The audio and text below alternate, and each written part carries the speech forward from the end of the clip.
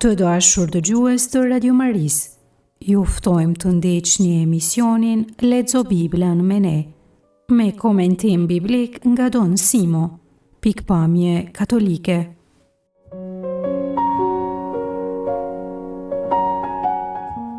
Të Lexo Biblën me ne do të fillojmë sot leximin e ciklit të Abrahamit. Sot do të lexojmë prej librit të Zanafilës kapitujt 12 deri në 17. Leximin e tekstit do ta bëj Emanuel Gjoka nga Lezhë.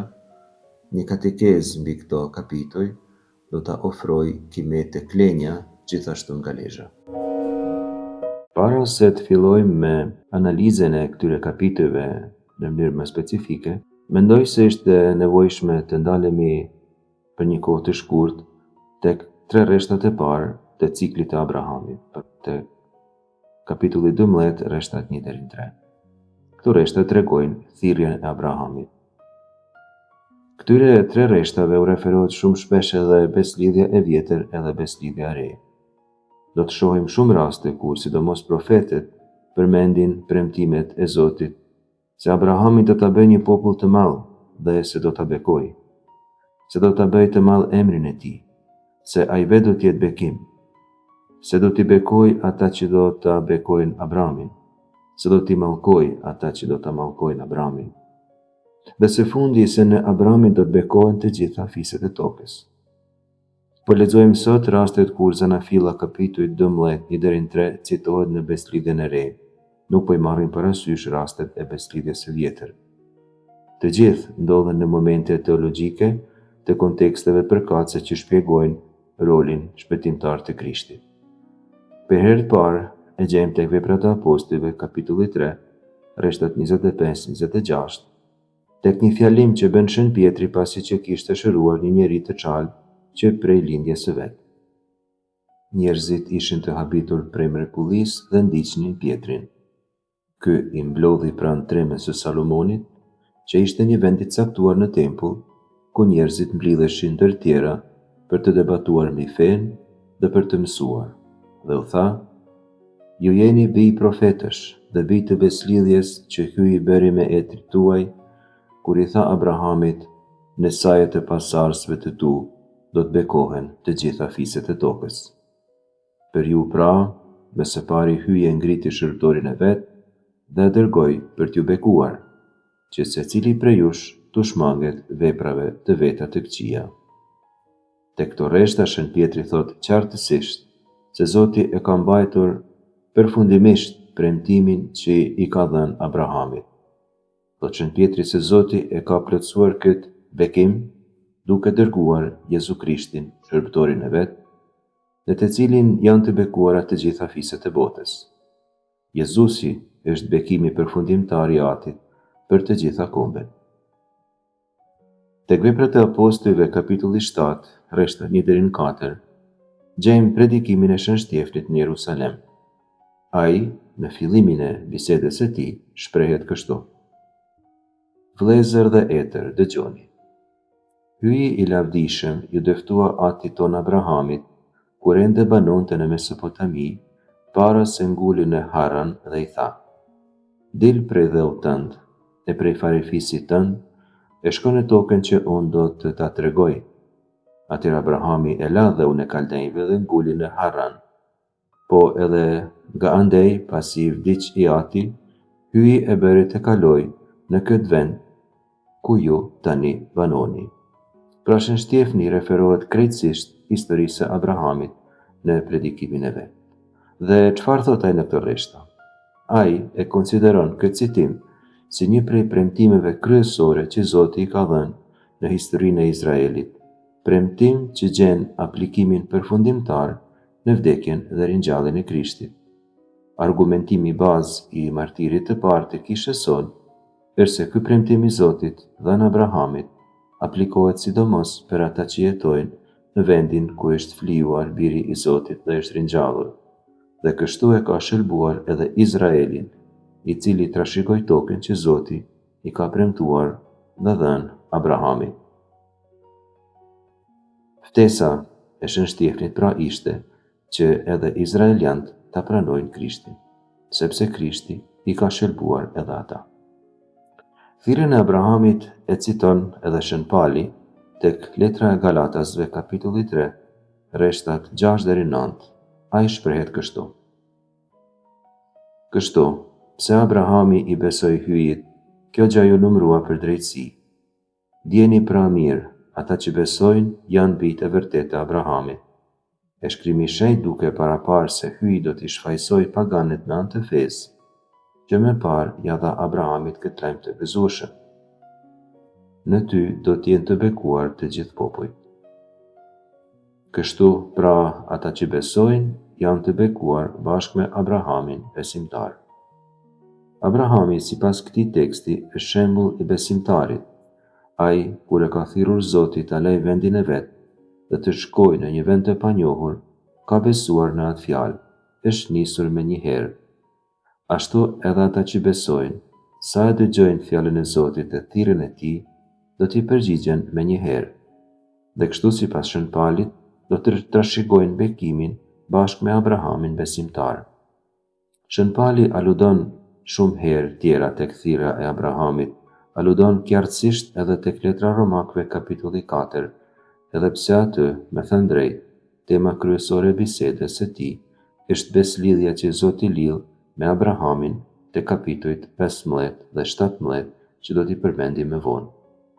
Së fundi, thirrjen e Abrahamit e përmend edhe letra Hebrejve, tek kapitulli 6, rreshti 13 deri në 15, ku shkruan kështu: Dhe një mend, kur hyi i jepte Abrahamit premtimin, pasi nuk ishte se me kë më të madh ti përbetohej, ju përbetua me vetveten, duke thënë, vërtet do të mbuloj me bekime dhe do të jap trashëgimtar të panumërueshëm. Kështu Abrahami, duke pritur me duresë, i fitoi premtimet. Bekimi i parë që Abrahami fitoi prej Zotit është trashëgimia. Sipas letrës së Hebrejve, i krishteri nëpërmjet fesë të bashkimit të tij me Jezu Krishtin, që arrihet në flinë e Krishtit dhe pjesëmarrjen në të, bëhet antar i një trashëgimie të pafundme, të atyre që marrin pjesë në amshim në tryezën qellore. Insiston letra e Hebrejve në këtë temë edhe një herë tjetër, te kapitulli 11, rreshtat 8 deri në 10, ku shkruan: Me anë të fesë, Abrahami, kur që krishur, dëgjoi të çohet dhe të niset drejt vendit që do të ftonte në trashëgim. E la vendin, edhe pse nuk dinte se ku do të shkonte.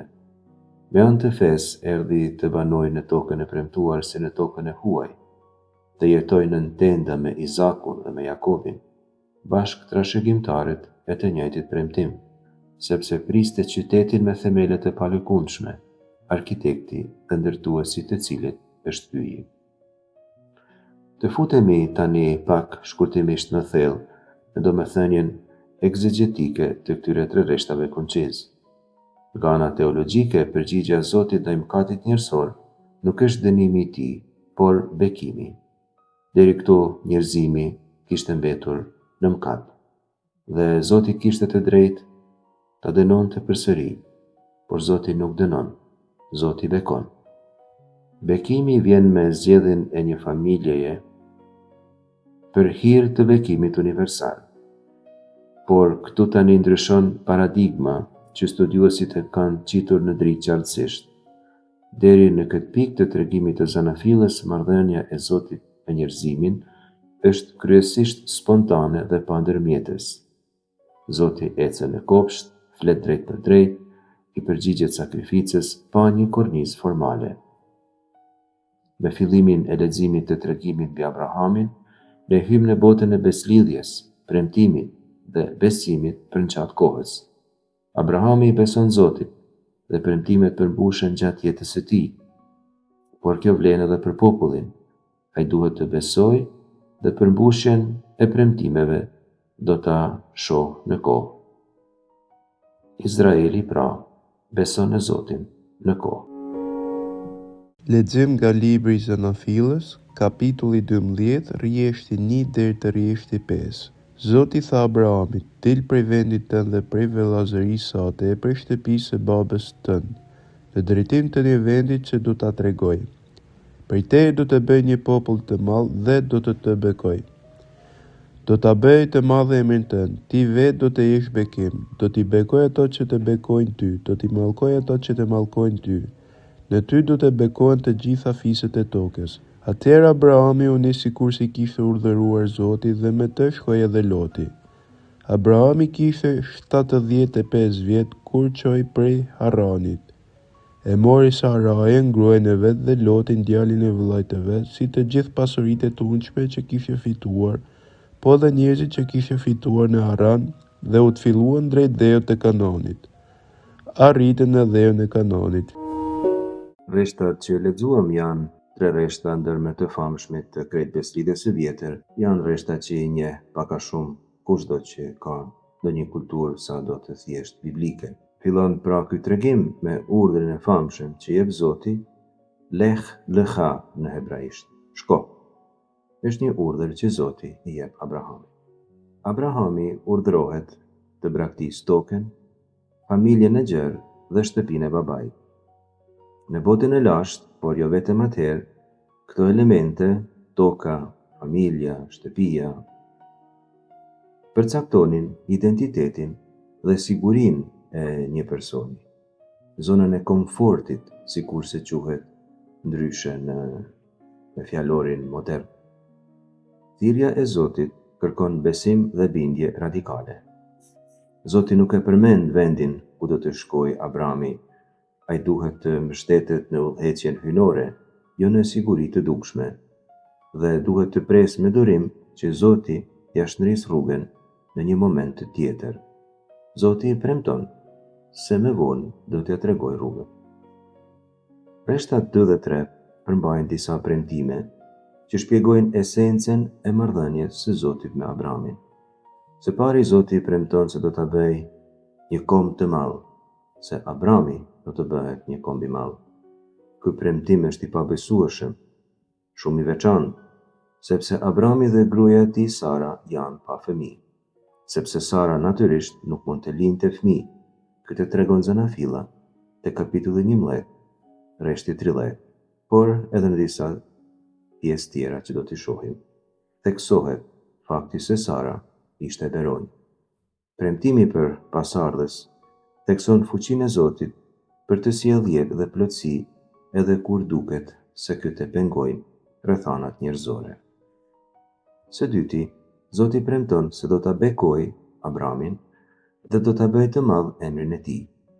Bekimi në shkrimin shenjtë përfshin begati, mbrojtje hyjnore, përparim njerëzor, familjar, kombëtar e tjetër. Në kontrast me ngjarjen e Zanafillës te kapitulli 11, ku njerëzit u përpoqen të bëjnë një emër për vetvete, e mbani mend me siguri në qytetin e Babelit, tani Zoti premton ta bëjë të madh emrin e Abramit. Pra, kjo tregon se emrin e madh njeriu nuk ja bën vetes, por e bën prej Zotit në raportin e tij me të. Zoti e bën njeriu të madh. Së treti, Abrami nuk është vetëm ai që merr bekimin, por është edhe ndërmjetës i tij. Abrami do të jetë bekim, bekimi që ai merr shtrihet të tjerë. Rreshti 3 thekson më tej këtë dimension universal. Thot shkrimi i shenjtë aty, unë do të bekoj ata që të bekojnë ty dhe do të mallkoj ata që të mallkojnë. Zoti premton se do ta mbrojë dhe mbështes Abramin, duke treguar se ata që do ta mbështesin shërptorin e tij do të jenë të mbështetur prej vetë Zotit, ndërsa ata që do t'i kundërvihen do të pësojnë fatin e mëkatarëve, të Adamit, të Evës, Kainit dhe të gjithë atyre që nuk i ndenjën besnik Zotit. Në ty do të bekohen të gjitha kombet e tokës. Kjo deklarat e lidh historinë e Abrahamit me historinë më të gjerë të njerëzimit, të paraqitur në Zanafillën kapitulli 1 deri te kapitulli 11. Edhe pse njerëzimi përjetoi mëkat, gjykim dhe ndarje, qëllimi i Perëndisë është ta shpëtojë njerëzimin, siç kemi thënë. Zoti nuk e do dënimin e njeriut, por mundohet gjithmonë ta rekuperojë. Në përmbledhje, Zanafilla kapitulli 12, rreshtat 1 deri në 3, prezanton 3 tema esenciale të tregimit të krejt Biblës: thirrjen e Zotit, premtimin e beslidhjes dhe bekimin një përsak. Abrahami thirret të lërë gjithçka me besim, i premtohen pasardhës dhe caktohet si personazhi prej të cilit bekimi i Zotit do të përcillet tek të gjitha kombet. Abrahami bëri ashtu si urdhroi Zoti. Nëse lexojmë me kujdes rreshtat 4-5 të Zanafillës, tek të cilat tani nuk po futemi në hollësi, gjejmë të theksuar faktin se Abrahami ju përgjigj me njëherë urdhrit të Zotit dhe ju bind atij me përpikmëri. Ai bëri të veten me njëherë. Lexuesi i Zanafillës mbetet tani me dilemen se pra në çfarë mënyrash e në çfarë formash Zoti do ta mbajë premtimin që ja dha Abrahamit. Lexim nga libri i Zanafillës, kapitulli 15, rreshti 1 deri te rreshti 6. Pas këtyre ngjarjeve, fjala e Zotit i qe drejtuar Abrahamit në një vegim. I tha: Abraham, mos ki frikë, unë jam mbrojtësi yt, shpërblimi yt do të jetë shumë i madh. Abrahami përgjigje: O Zot, çme duan dhuratat e tua, pasi shkoj i shuar pa pasardhës dhe trashëgimtari i shtëpisë sime do të jetë Elizeri prej Damaskut. Tha Abrahami vazhdoi: po shes se nuk me dhe pasardhë dhe ja, një rob i shtëpisë do të me trashëgoj. Atëherë Zoti i tha këto fjalë: Ky nuk do të jetë trashëgimtari yt, do të jetë pinjolli yt që do të rrjedh prej teje. Zoti e bëri të dalë jashtë i tha: Shikoje qiellin dhe numëroj yjet po munde. Dhe shtoi: Të tillë do të jenë trashëgimtarët e tu. Abrahami besoi Zotit dhe ju çmua për drejtësi. Rreshtat që sapo lexuam janë të rëndësishme për të kuptuar teologjinë e këtij tregimi mbi Abrahamin, sidomos temat e beslidhjes, premtimit dhe fesë. Ky tekst zhvillon premtimet që kemi parë tek Zanafilla, kapitulli 12, rreshtat 1 deri në 3, dhe thekson se Abrahami pat shqetësimin për mundësinë e përmbushjes së premtimeve të Zotit, sidomos në lidhje me pasardhësinë e tij. Pjesa 15, 1 deri në 6 mund të ndahet në 3 pjesë të ndryshme. Pjesa e parë është sigurimi i premtimit hyjnor. I thot Zoti: Abraham, mos ki frikë, unë jam mbrojtësi yt, shpërblimi yt do të jetë shumë i madh. Pjesa e dytë përbën ankesën e Abrahamit dhe sqarimin e premtimit të Zotit. Dyshimi kryesor i Abrahamit është se nuk do të ketë fëmijë.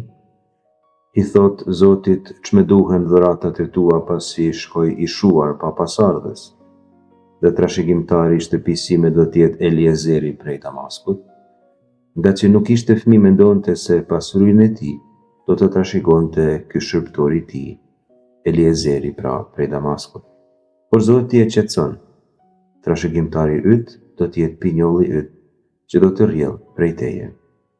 Së fundi, rreshti 6, përgjigja e Abrahamit në besim, thuhet aty se Abrahami i besoi Zotit dhe ju çmua për drejtësi. Fjala hyjnore fillon me një urdhër për të mos pasur frikë. Abraham, mos ke frikë, unë jam mbrojtësi yt, shpërblimi yt do të jetë shumë i madh. Abrahami kishte frikë sepse ishte në vend krejt të huaj. Aty kishte armiq me të cilët edhe kishte luftuar.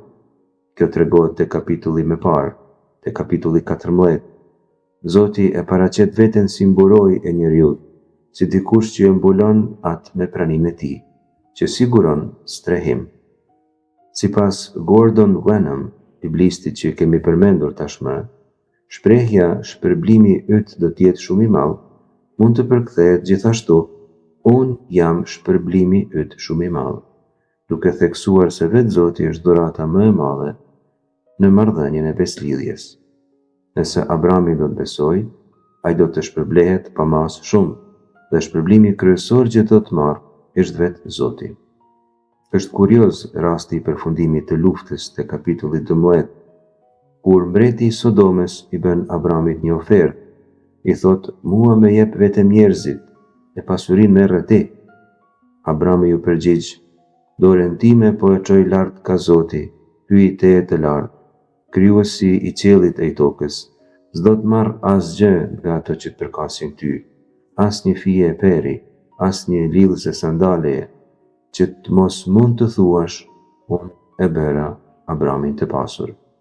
Zoti është shpërblimi i Abrahamit. Zoti është pasuria e tij. Tek Reshtat 2:3 theksohet çështja e trashëgimisë së Abramit. Nuk kishte fëmijë sepse kishte gruan beronjë. Ai thot se trashëgimtari i tij do të jetë, sikur se thanë, Eliezeri nga Damasku. Teksti nuk përshkruan më gjatë këtë person, por është me siguri fjala për një shërbëtor të Abrahamit, sepse sipas normave të lashta, sidomos mesopotamike, shërbëtori trashëgonte pasurinë e zotërisë së vet nëse ky vdiste pa fëmijë. Këtë vërtetojnë për shembull të ashtu quajturat tabela Nuzi, të gjetura në Irakun e sotshëm, që datojnë në shekujt 15-14 para Krishtit, si edhe tabelat Mari, që janë gjetur në Siri të sotshme, që janë të shekullit 13-12 para Krishtit. Patjetër ka rregulla se si shërbëtori shtrohet në trashëgimtar, sepse shërbëtori do të kujdeset mirë për zotrinë e vet, por askujt tjetër nuk i takon trashëgimia përveç atij nëse ky i zbaton rregullat e para për trashëgiminë e pasurisë së zotërisë që nuk le trashëgimtar. Zoti i përgjigjet Abramit në mënyrë të preme. Abrami dhe Sara janë në moshë të shtyrë, por do t'u lindë djali. Kjo thekson se trashëgimia e Abramit do të jetë vepër e mrekullueshme e Zotit, por ne e kuptojmë qëllimin që ka autori i këtij teksti, mesazhin që dëshiron të na përcjellë. Sipas tij, edhe bekimi që trashëgohet prej premtimit që Zoti jep Abramit është analog me premtimin që jepet për trashëgimtar. Është vepër e mrekullueshme e Zotit. Cili do premtim që Zoti na jep, cili do bekim që Zoti jep, është vepër e mrekullueshme e Zotit. Abrami i ftohet të shikojë yjet e qiellit. Yjet simbolizojnë numrin e pafundëm të trashëgimtarëve. Kështu edhe tek yjet përfaqësojnë pasardhësit e panumër që Abrami do të ketë. Imazhet e ngjashme shfaqen edhe në pjesë tjera të zanafillës. Për shembull, tek tregimi i flijimit të Izakut, Zoti i përsërit Abramit, kështu i thot: unë po ta fal bekimin tim dhe do të bëj që pasardhësit e tu të shtohen, por si yjet e qiellit, por si rëra në bregun e detit, ndërsa pasardhësit e tu do t'i pushtojnë dyert e armiqve të vet. Njësoj ja përsërit edhe më vonë te kapitulli 26. Thot kështu: unë do ta shtoj farën tënde, por si yjet e qiellit, dhe pasardhësve e tu do t'ua jap të gjitha këto treva. Në pasardhësinë tënde do të bekohen të gjitha fiset e tokës. Zanafilla 26, kapitulli 4. Mirë po, përmendja e yjeve ka edhe një shpjegim tjetër. Zoti është krijuesi i gjithçkaje, edhe i yjeve të qiellit. Përmenden tek Zanafilla kapitulli 1, rreshti 16. Kjo tregon se është ai që e ka në dorë fatin e krejt rruzullimit, pra edhe të pasardhësisë së Abram. Rreshti 6 është shumë i rëndësishëm. Abrami besoi Zotit dhe ju çmua për drejtësi. Besimi i Abramit nuk bazohet në logjikë njerëzore, sepse ishte e pakuptueshme se si mund të kishte trashëgimtar të natyrshëm. Besimi i Abramit ka tipare të fesë së plotë në Zotin, me konsideratën e premtimit të Zotit si diçka reale që vetëm Zoti mund të bëjë. Kjo e vendos atë në marrëdhënie të drejtë me Zotin. Njeriu i drejtë është njeri besimtar sipas traditës biblike. Ju e mandi mend, thuhet për shën Jozefin, se ishte njeri i drejtë, Mateu kapitulli 1, rreshti 19, por edhe për Noehun, Zanafilla kapitulli 6, rreshti 9, edhe Jobi kapitulli 1, rreshti 1. Në të gjitha këto raste fjalën drejtësi duhet ta kuptojmë si fe në Zotin, si marrëdhënie të drejtë me Zotin. Zanafilla kapitulli 15, rreshti 6, vendos një parim themelor biblik. Marrëdhënia e drejtë me Zotin bazohet në besimin dhe mbështetjen e premtimin e tij. Besimi i Abrahamit bëhet model për reflektimin e mëvonshëm biblik mbi beslidhjen, shpëtimin dhe hirin hynor, për çka do të flasim shpesh në takimet tona. Cilat janë disa përmbledhje teologjike që mund të nxjerrim prej këtyre rreshtave? Së pari, se ka një tension midis premtimit hynor dhe përvojës së njeriut. Midis premtimit dhe plotësimit të tij kalon një kohë. Në këtë kohë shfaqet besnikëria e Zotit, i cili e mban premtimin, por edhe besimi i njeriut që forcohet dhe shfaqet në nivelin e tij më të lartë. Së dyti, teksti thekson se raporti me Zotin, i inauguruar me beslidhje, themelohet në iniciativen hynore. Zoti e zgjedh njeriun, ai i flet, e thërret, e përgadit para se të fillojë misionin e vet. Së treti, njeriu me Zotin hyn në një marrëdhënie të gjallë dhe jetësore. Ai duke punuar me Zotin, duke ju përgjigjur pozitivisht thirrjes, e ndryshon krejtësisht vetveten, bëhet njeri i Zotit. Lexim nga libri i Zanafillës, kapitulli 17, rreshti 1 deri te rreshti 8. Kur Abrahami mbushi 99 vjet, i dëftua Zoti dhe i tha: Unë jam hyrë gjithëpushtetshëm, ec para meje dhe i përsosur. Po bëj beslidhje ndërmjet meje e teje, dhe do të bëj të shtohesh shumë, pa mas shumë. Abrahami ra me fytyrë përdhe dhe hyi tha: Ja marrëveshja ime me ty, do të bëhesh trungu i popujve të shumë. Nuk do ta kesh me emrin Abram, por emri yt do të jetë Abraham, sepse të bëra babë të shumë kombëve. Do të bëj të shtohesh shumë, tez dhe shumë. Për te do të bëj të rrjedhin popull dhe për te do të lindin mbret. Do të bëj beslidhje me ty nëpërmjet meje teje, dhe pas teje, me bërzinë do të rrjedhin prej teje. Kjo beslidhje e përhershme mua do të më bëj hyn tënd dhe hyn e pasardhëve të tu pas teje. Ty dhe pasardhëve të tu pas teje do të jap tokën e çojeve të tua. Bardhën e Kananin, pronë të përhershme, dhe unë do të jem hyj tyre. Ky është gjithashtu një tregim i rëndësishëm i Zanafillës. Abrahami 99 vjeç nuk është më në gjendje të rinovojë beslidhje, sepse është plakur shumë. Kanë kaluar 13 vjet që nga lindja e Ismaelit, këtë tregon Zanafilla te kapitulli 16, rreshti 16, dhe qysh atëherë Zoti nuk i ishte shfaqur, kishte heshtur vazhdimisht. Tregimi fillon duke dhënë përshtypjen se Abrahami ka pritur gjatë, e kur Zoti i duket papritmas përmes një teofanie, tregimi paraqet një moment dramatik mjaft të papritur. Faktikisht, për shpjegim, quajmë teofani momentin kur Zoti i duket njeriut në një formë të dukshme të prekshme, sikurse ju duk Abrahamit. Teofania fillon me paraqitjen e Zotit, i cili i thot Abrahamit: Unë jam El Shaddai. Etimologjia e Shaddai është debatuar midis studiuesve dhe s'është rasti të tregoj këtu cilat janë të gjitha hipotezat që ata propozojnë. Libri i Daljes kapitulli 6, rreshti 3, ndoshta e shpjegon më së miri domethënien e fjalës El Shaddai. Zoti thot atje, duke folur me Mojsiun: Ju dëftova Abrahamit, Izakut e Jakobit si hyj i gjithëpushtetshëm, bë El Shaddai në hebraisht, unë atyre nuk u tregova emrin tim Zot. Kjo sugjeron se El Shaddai është emri i Zotit i rezervuar për patriarkët dhe për ta përdoret kur theksohet premtimi i beslidhjes dhe bekimi i Zotit. Urdhri ec para meje dhe ji i përsosur shpjegon pozitën e njeriut para beslidhjes. Ajo është një akt feje, është një orientim i jetës. Njeriu është gjithmonë në ecje, Zoti do që njeriu të ecë me të gjithmonë. Ji i përsosur e ka kuptimin e tipareve të devotshmërisë që Zoti pret për njeriu.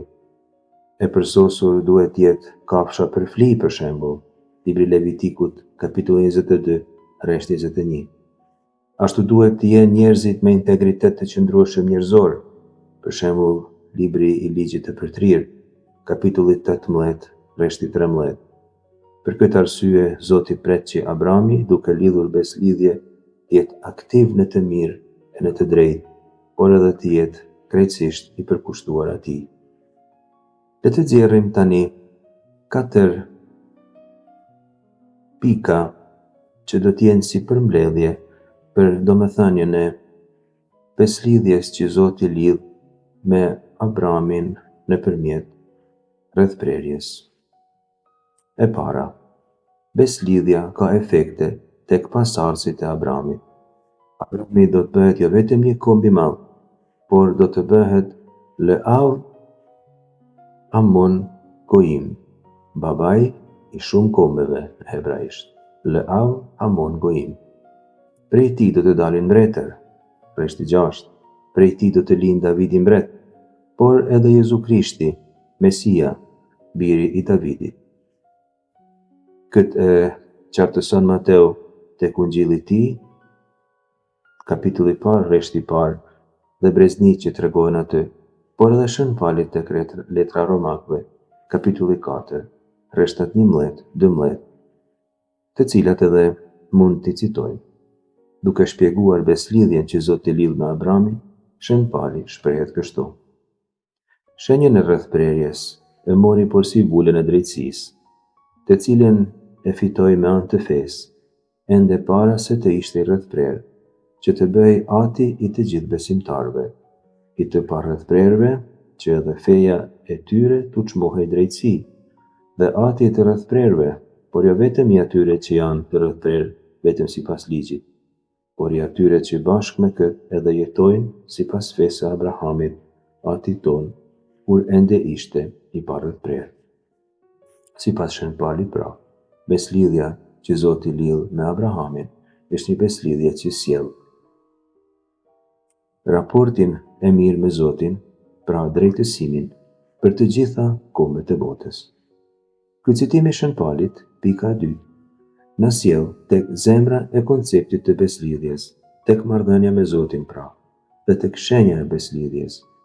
Koncepti i beslidhjes shprehet në formulën unë do t'jem hyji i tyre. Kjo formulë përshkon gjithë shkrimin, shenjë, nga Dalja, kapitulli 7, e deri tek zbulesa e Gjonit, kapitulli 21, rreshti 3. Po e citoj këtë rresht të zbulesës së Gjonit. Shkruan autori: ja tenda e hyjit me njerëz. Hyji do të banoj me njerëz. Ata do të jenë populli i tij, kurse ati, vetë hyji, do të jetë me ta, hyji i tyre. Nga ana kohore, beslidhja do të jetë e përjetshme.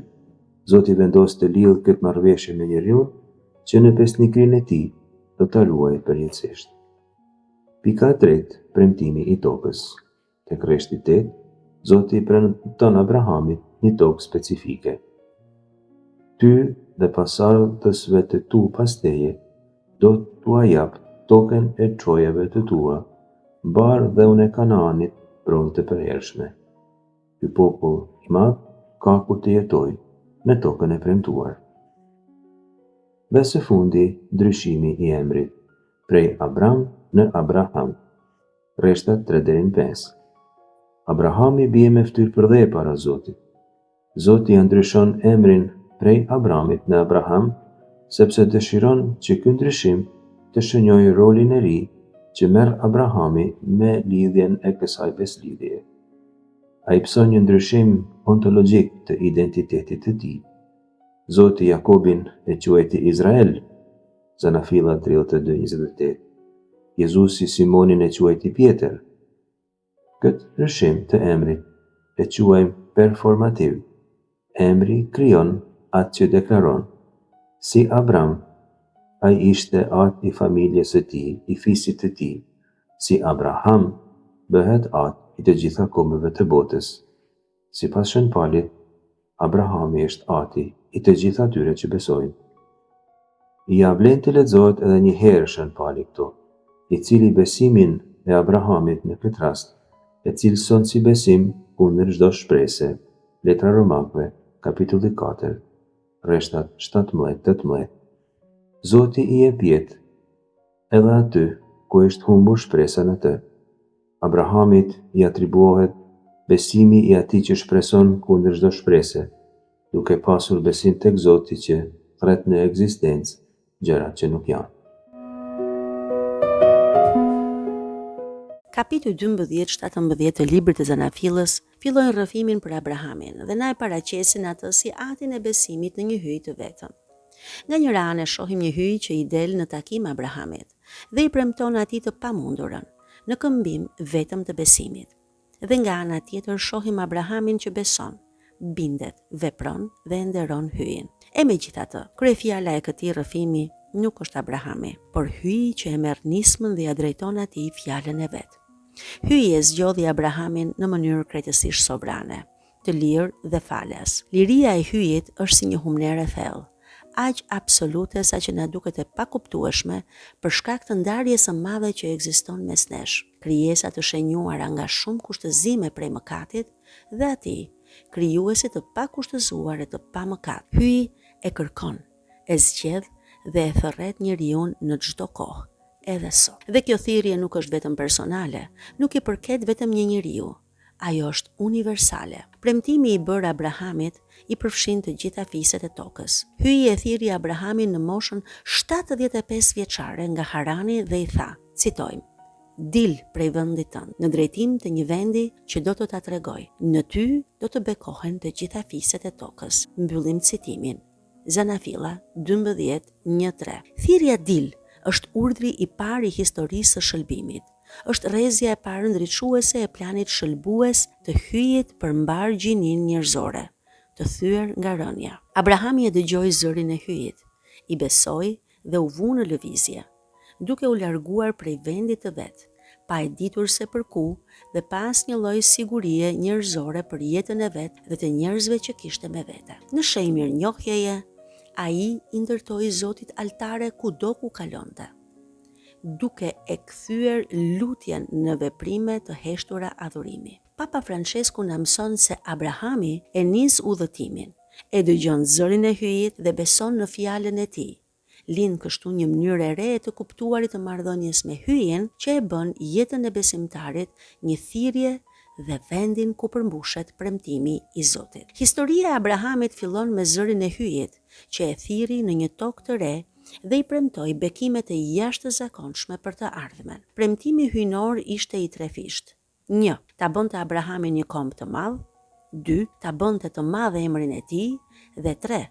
Ta bënte mjet bekimi për mbar botën. Premtimi I parë lidhet ngushtësisht me dhuratën e tokës, që është themeli I domosdoshëm për ndërtimin e një kombi.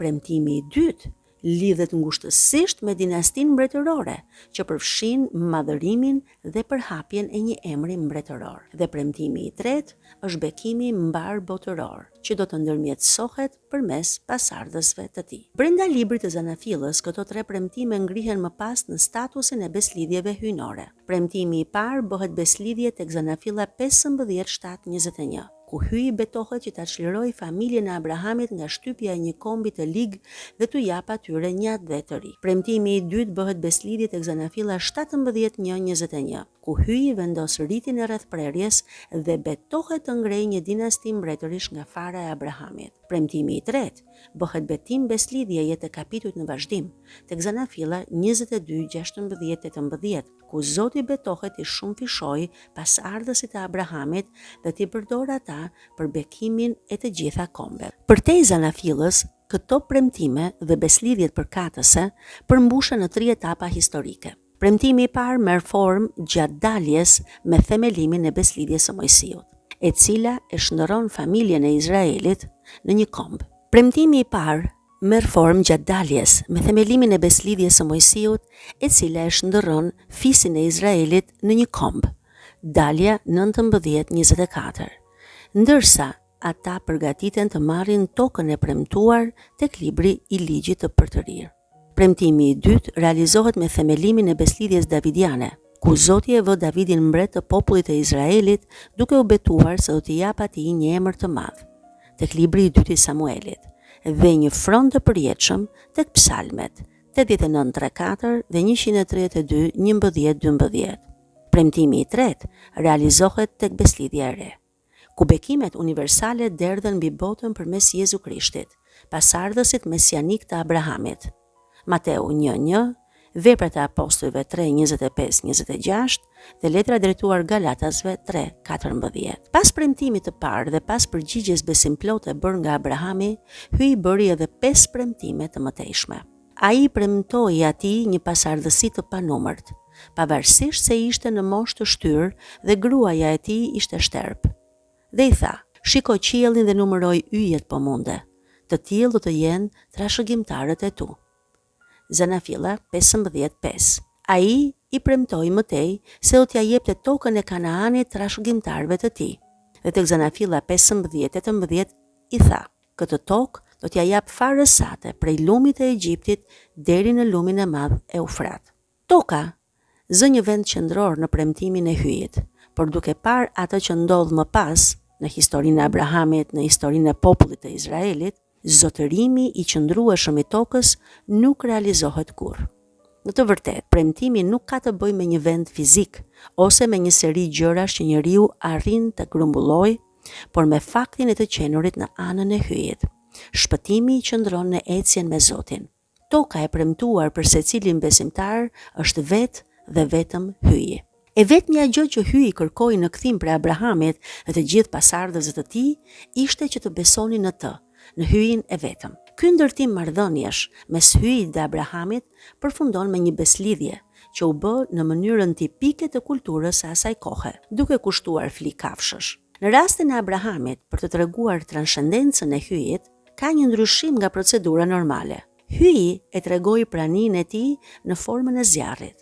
Vetëm hyi i përshkoi pjesët, sepse vetëm ai i përkushtohet plotësisht beslidhjes, pasi njeriu nuk mund të jap asgjë që të mund të barazohet me atë që premton hyi. Shenja e beslidhjes abrahamike ishte rrethprerja vetëm e meshkujve, e cila më vonë do të shërbente si riti i hyrjes në jetën liturgjike të Izraelit. Qëllimet e rrethprerjes janë që të shënjojë fenë dhe bindjen, të shënjojë rrethprerjen shpirtërore të zemrës, ta dallojë popullin e hyjit dhe që të parafigurojë veprën e Krishtit, duke hequr mëkatin fillestar ashtu si pagëzimi. Mirë po, me pagëzimin që në kish është një sakrament që ju jepet njësoj si meshkujve dhe femrave, hiri i këtij sakramenti hyrës në jetën e krishterë kryen rrethprerjen e brendshme të zemrës, atë që prerja e mishit vetëm e simbolizonte. Pas beslidhjes me Abrahamin, hyi bëri edhe beslidhje tjetër më vonë me popullin e Izraelit në malin Sinai, ku Mojsiu vepron si përfaqësuesi i tyre. Çdo beslidhje e vulosur me gjakun e kafshëve simbolizon beslidhjen përfundimtare që Jezu Krishti, biri i hyjit, do ta vulos me gjakun e tij kur do ta jap vetveten në kryq për shëlbimin e të gjithë njerëzve. Hyi ia ndryshoi emrin Abramit në Abraham dhe gruas së tij Sarajit në Sara. Emri i tij fillestar Abram, që do të thotë atë i lartësuar, bëhet Abraham dhe zgjeron kuptimin në atë i shumë kombeve. Në kohët biblike, ndryshimi i emrit tregonte ndryshim në misionin dhe në përcaktimin e personit. Ky ndryshim emri ndodhi në moshën 99 vjeçare, kur hyi ja premtoi edhe lindjen e Izakut. E biri i premtuar, Izaku, erdhi 24 vjet pas premtimit të parë, gjë që tregon se jo vetëm mendimet, por edhe kohët e hyjit janë të ndryshme nga tonat. Ky tekst na rrëfen shumë shka për hyjin dhe për Abrahamin, që mund të na ndihmojë edhe ne për të ndihmuar një marrëdhënie të shëndosh besimi. Nga leximet mësojmë se hyi është i tejet larti, mbrojtësi dhe shpërblyesi i njeriut, provanuesi, mrekullibërsi, shpëtimtari nga rreziku, i gjithë pushtetshmi. Hyi e tregoi dashamirësinë dhe përkujdesjen e tij edhe ndaj Ismaelit, edhe pse ky nuk ishte biri i premtimit. Gjithashtu, hyi është gjithmonë besnik ndaj premtimit të vet. Vlen të përmendet që për herë të parë pas tregimit të krijimit, këtu përmendet se hyi është krijuesi i qiellit dhe i tokës. Fjalë të cilat i kemi të ngulitura tek besojma që e shpallim çdo të diel në mesh. Gjithashtu, Kur te kapitulli 14 përmendet Melkizedeku, mbreti i Salemit, prifti i hyjit të lartë që i solli bukë dhe verë Abramit, të cilat edhe i bekoi, mendja na shkon menjëherë tek darka e fundit, kur Jezusi, kryeprifti i vërtet, e mori bukën dhe verën, i bekoi dhe u dha nxënësve të vet, duke themeluar kështu meshën e shenjtë. Nga ana tjetër, kemi Abrahamin, të cilit përgjatë ecjes së tij të besimit ju sprovua besnikëria ndaj hyjit. Ai u përball me prova të ndryshme. Uria e çoi në Egjipt, Zanafilla 12 vjet. Konflikti e ndau nga Loti, nipi i vet, Zanafilla 13, dhe shtërpësia e Sarës çoi në lindjen e Ismaelit nga Agara, Zanafilla 16. Megjithatë, ai vazhdoi të besonte ngultas në premtimin e hyjit, duke përshfaqur cilësi që janë të vyeshme edhe për ne sot. Le t'i shohim këto cilësi të tij. Së pari, Abrahami karakterizohet nga një besim i fortë që shpreson kundër çdo shprese, duke i besuar një premtimi në dukje i pamundur. Pa fëmijë dhe në moshë të thyer, ai i besoi premtimit të hyjit për pasardhës si yjet e qiellit, dhe kjo gjë ju çmua atij për drejtësi.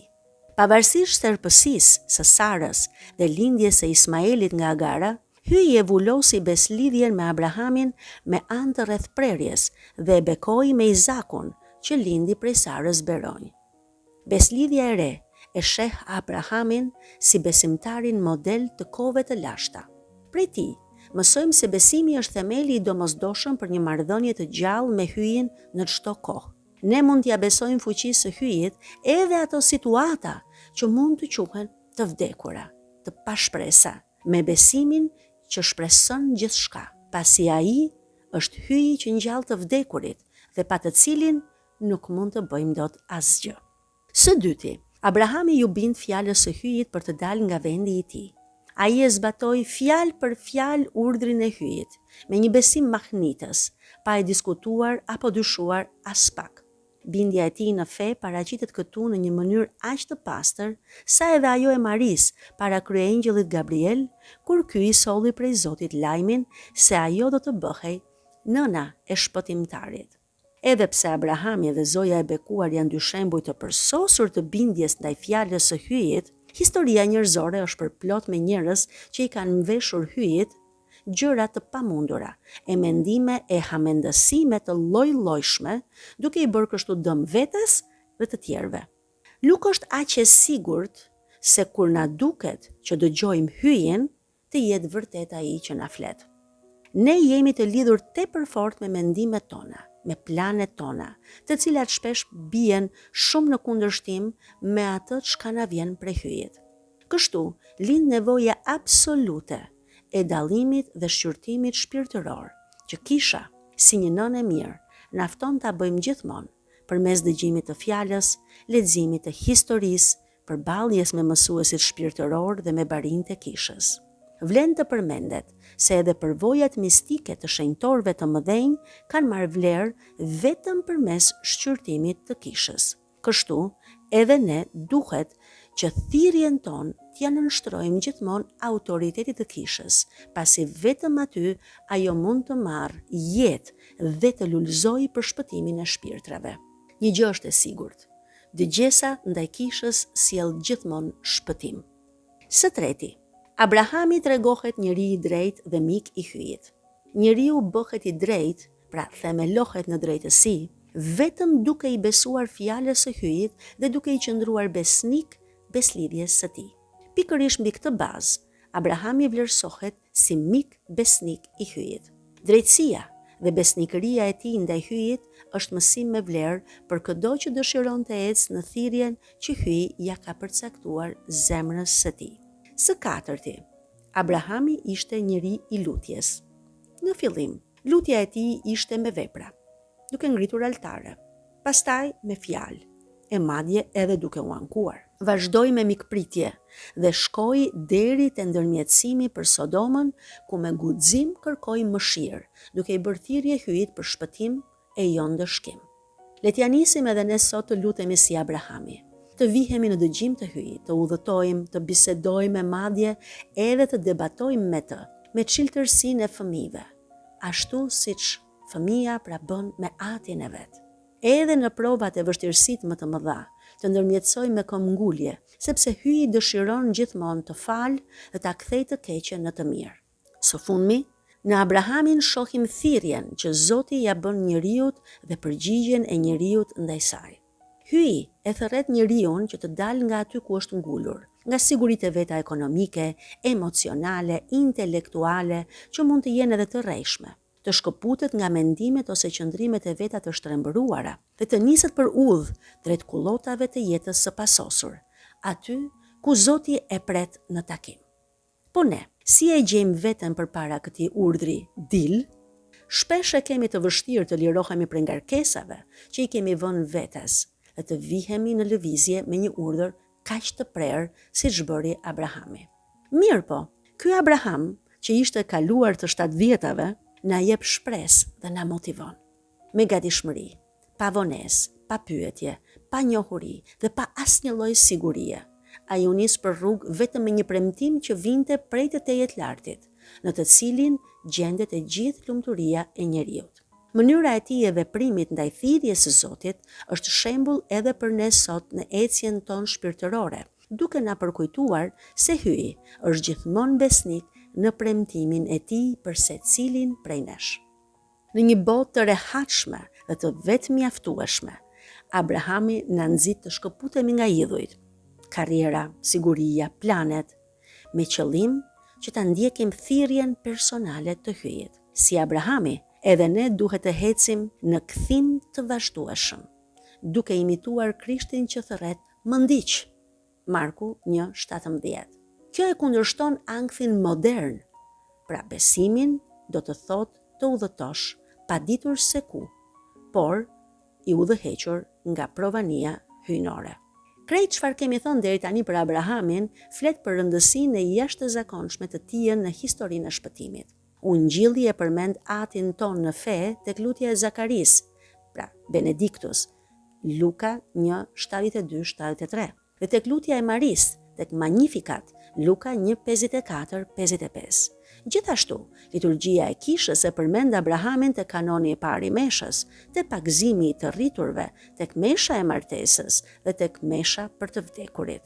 Në përmbledhje, historia e Abrahamit i tregon çdo njeriu se besimi është një udhëtim i gjallë me hyjin e jetës, një thirrje që na fton të dalim nga çdo lloj sigurie njerëzore, të besojmë kundër çdo shprese, të lutemi me besim dhe të bëhemi bekim për të gjithë njerëzit. Një histori pra që e gjen përmbushjen e vet të plot në Jezu Krishtin, shpëtimtarin e njeriut. Në takimin e ardhshëm do të lexojmë pjesë prej kapitujve 18-25 të librit të Zanafilës. Do të lexojmë dy pjesë prej kapitullit 18 dhe një pjesë prej kapitullit 22. Nëse keni mundësi, lexoni këto kapituj të shtëpia, sepse do t'i kuptoni më mirë, dhe ju falenderojmë për vëmendjen tuaj. Zoti ju bekoft.